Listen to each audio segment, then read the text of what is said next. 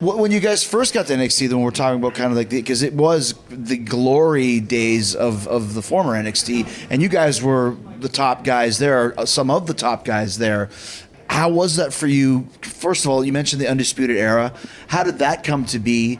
And then talk a little bit about kind of the feuds that you had, because they were drawing, like we said, on these takeovers, 10,000, 12,000, 15,000 people, and you guys are in the main event a lot of the times. I mean, those will go down as some of the greatest times in my career, I will say, respectfully. Had some of those greatest times as well with New Japan and Ring of Honor, but like everything was just really special in that time frame with NXT. And the fact that I was able to do it with 3 and then eventually 4 when Roddy was added of my legit closest friends in this industry.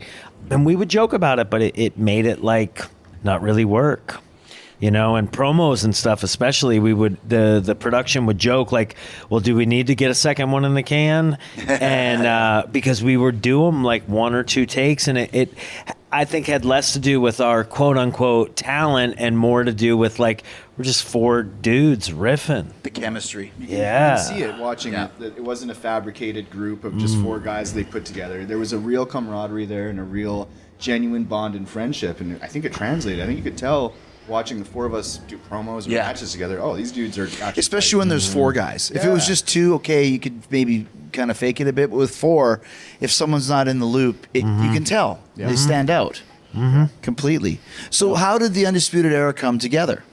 Well, it almost had happened in ROH with me, you, and Adam, right?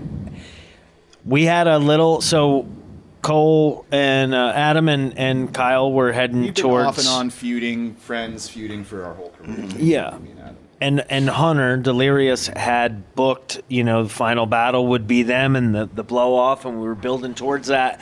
And there was a little, you know, speed bump in the road where the 3 of us, because Kyle and I were still, we didn't bust up reDRagon, but we were kind of doing our own singles stuff, right? Was the timing and stuff.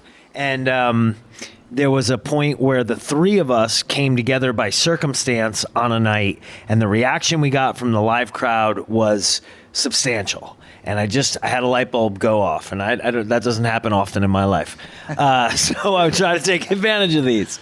And I remember mentioning it to them and then saying something to the office about, hey, not saying a wholesale change, but maybe this detour that we're on, maybe we follow it through for a little bit longer, if for no other reason, just to give it a cool name and sell some T-shirts. Yeah. So but a couple 6-mans. Yeah, but it wasn't in the cards. It was mainly to have Cole turn on me again, basically, was the setup. And in the defense of what they had written, like, that was not something that they wrote 2 weeks prior. You know, that their long-term plan was in place for a long time. So I get it. But it felt to me like, man, strike while the iron's hot here. And there was something there. And lo and behold, you know, we move on and go to NXT. And I don't know, maybe somebody was, maybe a different Hunter was watching. I don't know. You're going to say, Kyle? Well, just going to say that it's just funny how that worked out. Yeah, and then and felt like we were leaving money on the table by not pulling the trigger on that group. And then first night in NXT, Triple H says, I'm thinking about putting the 3 of you, Bobby, Kyle, and Adam in a group together. We're like, what? So, yeah, it just felt like a natural fit. And I think that's why our debuts there just came off so well. I think so, too. I mean, the cynical wrestler in me was waiting for the other shoe to drop, like waiting for Vince or somebody to come out of a back door and go, we're just with you. So you mentioned something, this sounds pretty obvious. Hunter, it seems, Triple H is watching what's going on in these other companies, so he knows what he has when you guys came in. It seems to be if he was thinking about putting you together the first night, he'd obviously known something about the 3 of you beforehand. I think so. He's a guy that definitely has his thumb on the pulse across the business, and I think he's definitely got a good mind for the business. And I think that was the right call. I think that's way more likely logic than not, you know, because otherwise, how?